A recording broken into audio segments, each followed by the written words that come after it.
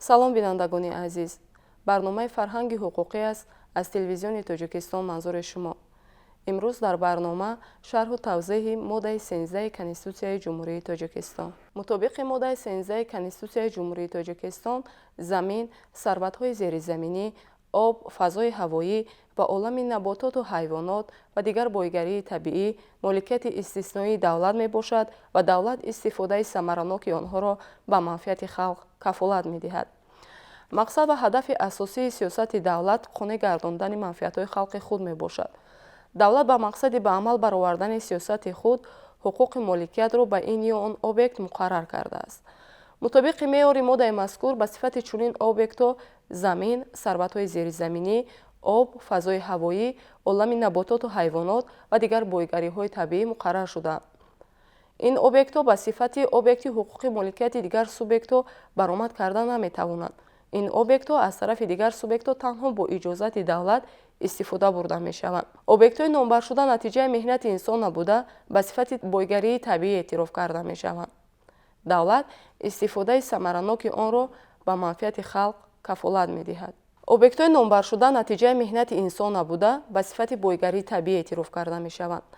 давлат истифодаи самараноки онҳоро ба манфиати халқу миллатҳое ки дар қаламрави ҷумҳурии Тоҷикистон иқомат менамоянд кафолат медиҳад. несту нобуд намудани онҳо ва бемақсад истифода бурдани онҳо иҷоза дода намешавад. ин муқаррароти конститутсионӣ ҳуқуқ ва ӯҳдадориҳои ҳам субъектҳои истифодабарандаи неъматҳои табиӣ ва ҳам ҳуқуқ ва ӯҳдадориҳои мақомоти дахлдори давлатиро ба мақсади танзими ҷараёни истифодабарии ин объектҳо муқаррар менамояд. бо ин мақсад дар ҷумҳурии Тоҷикистон як қатор санадҳои меъёрии ҳуқуқӣ қабул гардидаанд ки ҷараёни истифодабариро аз ин неъматҳои табиӣ бо дар назардошти махсусиятҳои он ба танзим медароранд. масалан, тибқи моддаи 3 Кодекси замини Ҷумҳурии Тоҷикистон аз 28 феврали соли 2004 тамоми заминҳои Ҷумҳурии Тоҷикистон фонди ягонаи давлатии заминро ташкил медиҳанд ва мутобиқи таъиноти мақсаднок онҳо ба гурӯҳҳои зайл тақсим мешаванд. заминҳои таъиноти кишоварзӣ, заминҳои маҳалҳои аҳолинишин, шаҳрҳо, шаҳракҳо ва маҳалҳои аҳолинишини деҳот, заминҳои саноат, нақлиёт, алоқа, мудофиа ва таъиноти дигар, заминҳои таъиноти ҳифзи табиат, солимгардонӣ, рекреатсионӣ ва тарихиву маданӣ, заминҳои фонди давлатии ҷангал, заминҳои фонди давлатии об, заминҳои захираи давлатӣ.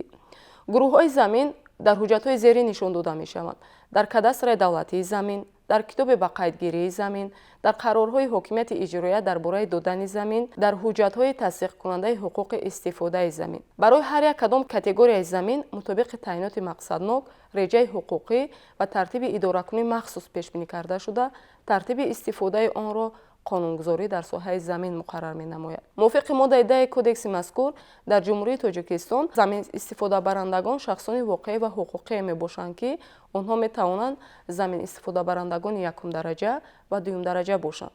замин истифодабарандагони якум дараҷа шахсони воқеӣ ва ҳуқуқие мебошанд ки ҳуқуқи истифодаи бемуҳлат, муҳлатнок ва якумраи меросии заминро доранд. дигар объектҳои моликияти истисноии давлат ба замин ҳамчун бойгарии умумӣ, асоси зиндагӣ ва фаъолияти тамоми халқи Ҷумҳурии Тоҷикистон зич алоқаманд мебошанд ки ба онҳо сарватҳои табиӣ, об, олами набототу ҳайвонот ва дигар неъматҳои табиӣ тааллуқ доранд.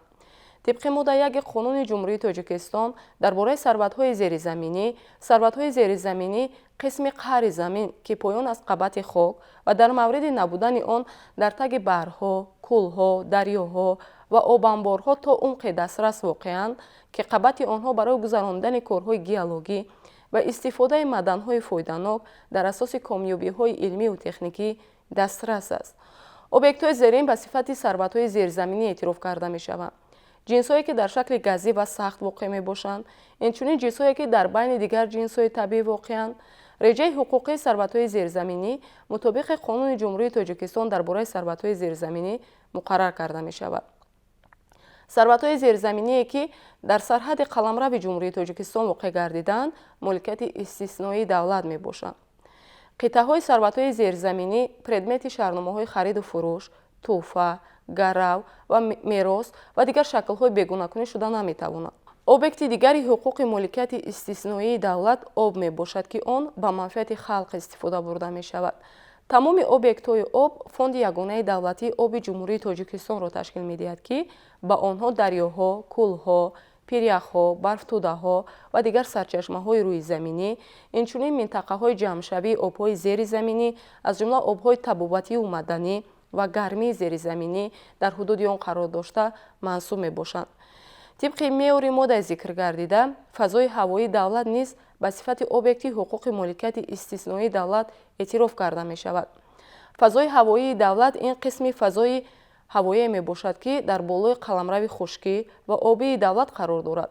давлат ба воситаи қонунҳои худ реҷаи ҳуқуқи истифодабариро аз фазои ҳавоӣ муқаррар менамояд, ки пурра инъикоскунандаи сиёсати давлатии ҷумҳурии Тоҷикистон дар ин соҳа мебошад. аз ҷумла таъмини бехатарӣ ва истифодаи самараноки фазои ҳавоӣ барои манфиати халқ, таҳия ва татбиқи барномаҳои давлатии мақсаднок, ҳамкории муфид бо давлатҳои хориҷӣ вобаста ба истифодабарии фазои ҳавоӣ ва фаъолият дар соҳаи авиатсия. давлат нисбат ба қаламрави худ ва фазои ҳавоии худ дорои соҳибихтиёрӣ мебошад. инчунин давлат тартиби убури фазои ҳавоии худро аз тарафи тайёраҳои кишварҳои хориҷӣ муқаррар менамояд. истифодаи фазои ҳавоӣ дар асоси иҷозатномаи мақомоти махсуси давлатӣ ба амал бароварда мешавад.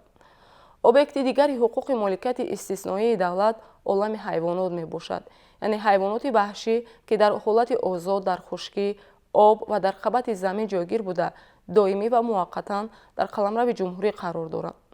ба олами ҳайвонот танҳо ҳайвоноте, ки дар ҳудуди ҷумҳурии Тоҷикистон қарор доранд, дохил мешаванд. аз ҷумла паррандаҳои мавсимӣ, ҳайвонотҳои ваҳшии кӯҳӣ, инчунин моҳиҳое, ки дар дарёҳои наздиксарҳадӣ қарор доранд. мутобиқи меъёри мазкур, агар намудҳои зикршудаи ҳайвонот дар ҳудуди ҷумҳурии Тоҷикистон қарор дошта бошанд, онҳо ба сифати моликияти ҷумҳурии Тоҷикистон дониста мешаванд. ва агар онҳо ҳудуди ҷумҳурии Тоҷикистонро убур намоянд, онҳо ба сифати моликияти давлати ҳамсоя қарор мегиранд. дар кишвари мо ҳифзи табиат, истифодаи самаранокӣ, захираҳои он вазифаи умумӣ давлатӣ буда, вазифаи тамоми халқ, инчунин вазифаи маънавии ҳар як шахс мебошад, чунки замин, сарватҳои зеризаминӣ, об, фазои ҳавоӣ, олами набототу ҳайвонот асоси зиндагонӣ ва фаъолияти инсонро ташкил медиҳанд.